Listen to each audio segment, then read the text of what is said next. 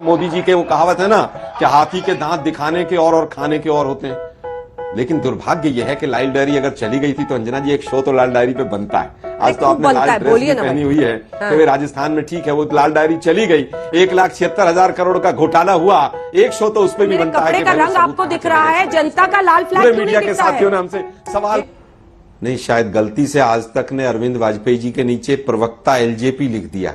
ये प्रवक्ता बीजेपी लिखा जाना चाहिए था। अपनी पार्टी का नाम तक जो लोग नहीं लेते हैं, अपनी पार्टी के झोपड़ी को बचाने में जो सांसद अपने बीजेपी तोड़ के ले गई, इनके 5 में से 4 सांसद, वो भी आज मोदी नामा पढ़ रहे हैं। बड़ा दुर्भाग्य है भाई।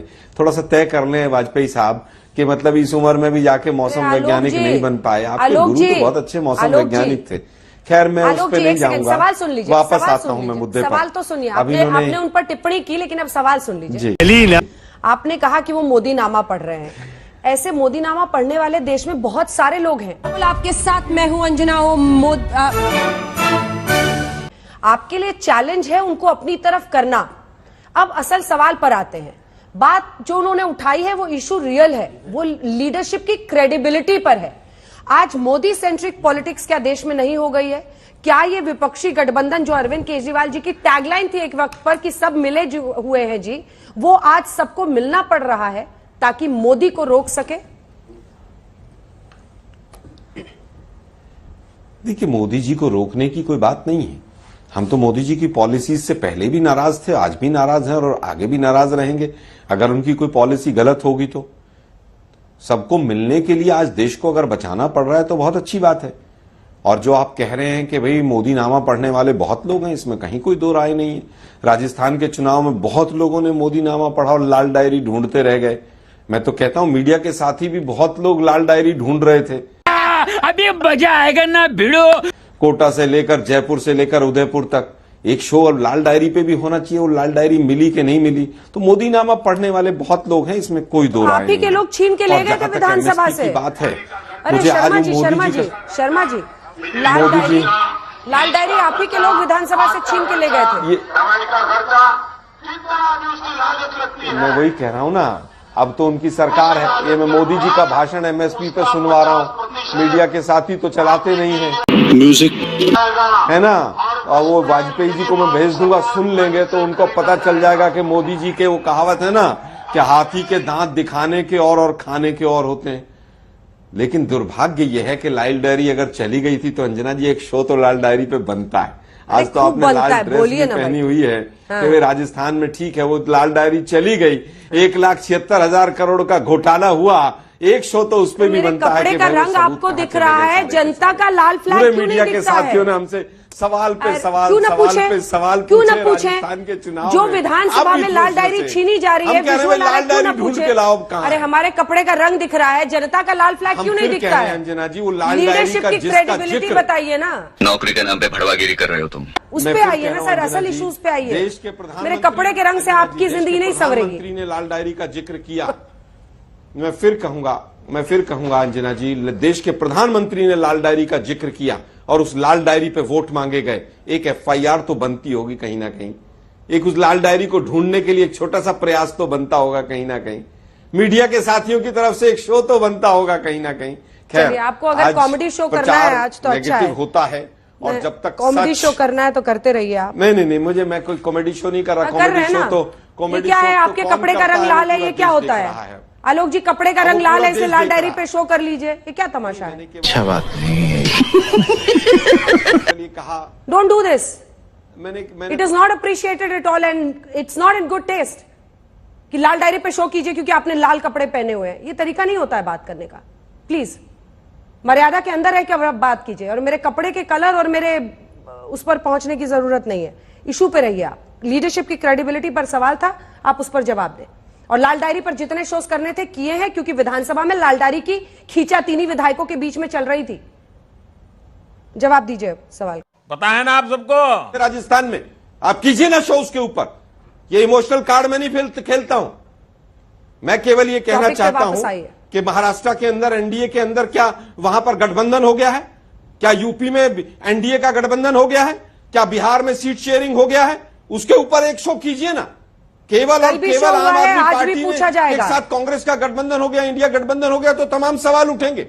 आपको वाहवाही भी हजम नहीं होती तो हम लोग क्या करें? आप बताइए ना, आपका कोई इलाज नहीं है, तक एक मीटिंग नहीं आप हुई लोगों का कोई है। इलाज नहीं है आलोक जी। मुझे बहुत दुख के साथ कहना पड़ रहा है कि आप लोगों का वाहवाही भी नहीं है अलस्ती। अनेकता में एकता दिखी, हम लोग लिख रहे हैं ऊपर में, ये भी आपको हजम नहीं हो रहा है। आप लोगों के साथ दिक्कत यही है, दिक्कत है कि न्यूज पर अगर कुछ भी उस दिन की घटनाओं पर चर्चा की जाए तो आपको अनपच हो जाता है। अरे क्यों नहीं करेंगे? हम लोगों ने दिखाई रिपोर्ट में कि शिंदे गुट के सांसद कह रहे, नहीं आवाज नीचे कीजिए। तो साला होना ही था। आलोक जी अब आपको सुनना होगा, आपने बहुत बोल लिया, बहुत बोल लिया, मेरे के कपड़े के रंग तक आप उतर गए। अब आप सुनेंगे, अब मैं बोलूंगी। अनेकता में दिखने लगी एकता, ये टॉप बैंड है।